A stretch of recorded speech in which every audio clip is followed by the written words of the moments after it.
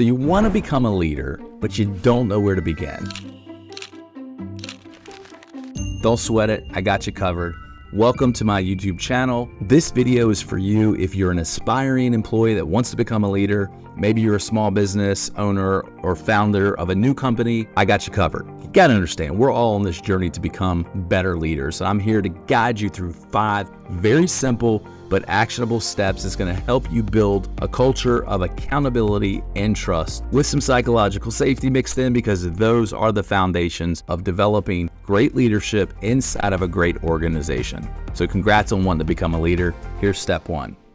Develop self-awareness. That is the first step. There is no second if you don't get this first. Understanding your strengths and your areas of opportunity, or your areas that you're not as good, it's critical because that's the only way that you're going to improve and grow. You have to be able to reflect on your actions. You're going to have to be able to seek feedback and be open to change. If you don't have those things, or you don't have someone that can give you those things, it's going to be really tough for you to become a great leader. So my recommendation at that point would be go hire a coach, someone that can help you identify those blind spots, because we all have them, and help you work through the challenges of those blind spots. When I was a new leader, one of the things that I thought, which was a mistake, is that I had to have all of the answers. And that's just not accurate. You have to have all of the questions, because as a leader, our role isn't to give the answers to our teams. Our role is to question the things that they do so that they can critically think and come up with the answer, because that's developing them professionally if you're able to do that. And it wasn't really until I started asking for advice, not feedback, understand the difference. Asking for advice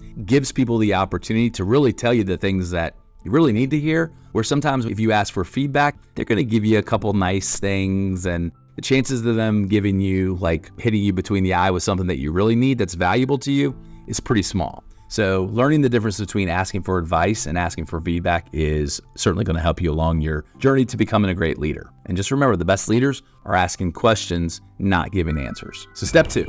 Build trust and psychological safety. As I said earlier, building trust is the foundation of developing a great organization. You will not retain your employees, you will not retain engaged employees if you do not have trust inside of your organization. You have to understand, I say this frequently, time is a leader's currency. That is the payment that it requires for you to build an organization of employees that stick. You can't build trust and psychological safety without spending time with your people. And I get it, Clegg, I'm so busy. I wear so many hats as this small business owner. And those things are true, and I get that, and I do understand that. I've been there. But that's no excuse for not spending time with your people, because it is the only way to develop trust. So it's something that you need to figure out how to do. There is no replacement for spending time with your people. That's not something you can delegate, and that's certainly not something that you can outsource. And I'll say this again, trust is the foundation of any successful team. In my Leadership Squared framework, it's a very specific formula with 2 pathways: culture and connection. In order to develop deep connections, there are 4 steps that you'll have to take: one-on-ones, skip level meetings, stay interviews, and breaking bread, which is a very informal meeting. Here's my QR code. If you want to join my inner circle to learn more about Leadership Squared and that pathway, come join the community to help yourself become a great leader. You know, one of my clients transformed themselves by starting every single meeting with open, honest communication. And you'd be surprised the huge impact that makes in a very short period of time, because it really starts driving collaboration. Transparency goes a long way.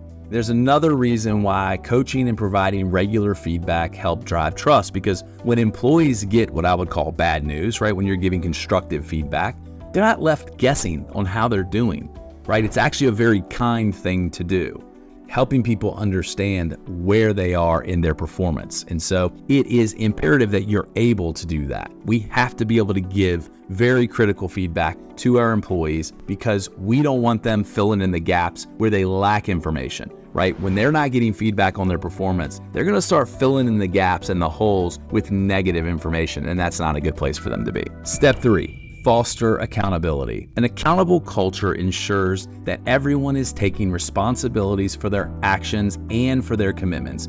If you don't have standards and expectations in your organization, stop the video right here. Don't continue on any longer, because it doesn't matter. If you don't have standards and expectations, you're not going to be able to become a great leader, because your organization isn't going to be able to retain any of your employees. We'll be here when you get back, and I'm dead serious about that. Do not go forward in this video unless you know that your team understands what your standards are and the clear expectations. Those standards are the guardrails of the path that you're building for your team for growth. There's no replacement for that. Now, I once worked with a team that was struggling with deadlines and turning things in on time. And what I instituted weekly check-ins at the time. Now we call them one-on-ones, as I mentioned. But those weekly check-ins were unbelievably powerful because I got a chance to not only learn about the individuals and their performance, but I also learned about their challenges and the obstacles and where they needed additional resources. And if you're not having those one-on-ones, it's going to be really tough for you to do that. And setting clear goals drives the team's productivity. And the thing you have to understand, there's something that's called Pearson's Law. And Pearson's Law, when performance is measured, performance improves. When performance is measured and reported, performance improves exponentially. The last part is it's your job as a leader to identify what the employee wants and needs are. When you have those wants and needs, now it is your job to connect their goals, their wants and needs, with the goals of the organization, and their roles should be a bridge that connects those two. Step 4, be a model. Leading by example is crucial. Your actions set the tone for your team. If you want your team to be punctual, you better be on time. If you want your team to value continuous improvement, guess what? You better be continuously improving yourself, okay? Invest in yourself, invest in your education. Those things are critically important. When your team sees that you're invested in their development, I promise you they're not only appreciate that, but they're gonna work harder for you. For as an example, if it's a high stress moment or period of time, like some people have monthly deadlines, quarterly deadlines, those types of things, if you can't maintain composure during those times and model that behavior, you certainly can't expect that of your employees. So you need to confidently be guiding them on the behaviors that you want them to exude. And the only way that that happens is if you model them. One of the biggest challenges I see with teams, generally speaking, and this is more of a human nature issue, is adapting to change.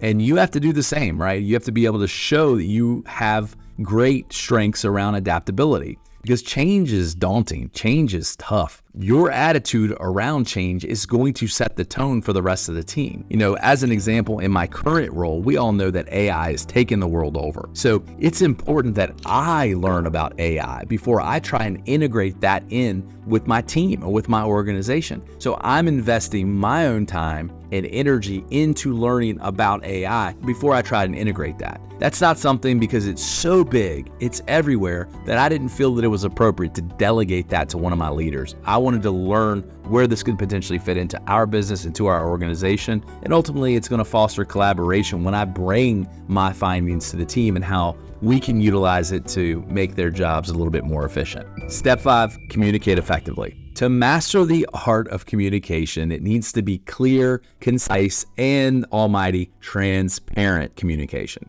Okay, because we have to prevent misunderstandings. And the only way that we do that, remember those standards and expectations, what we don't want is to have unspoken expectations. And that's something that I see quite frequently. You may even realize that inside of personal relationships that you've had. There may be unspoken expectations. I know with my wife and I, if we get in an argument or a disagreement, we always go back and check, like, hey, does she know where I'm coming from, and do I know where she's coming from? And oftentimes, an overwhelming majority of times, I'll say, it's about unspoken expectations. So it's critical that we have transparent and clear and concise communication. As I mentioned, there are ways to do that regularly through consistent communication channels, and that's through one-on-ones, skip level meetings, stay interviews, and breaking bread, as I mentioned earlier. And one last thing that I will say is implement a daily huddle. Okay, if you want great communication, implementing a daily huddle is another way to keep information in front of your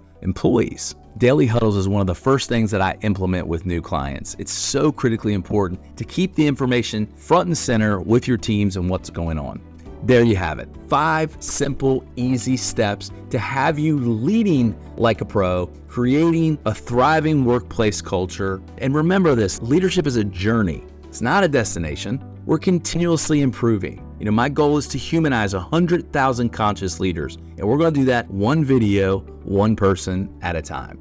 If you found this video helpful, please subscribe to my YouTube channel, like and comment, share this with your colleagues, because together I want us to create a better future Thanks for watching. Have a great one.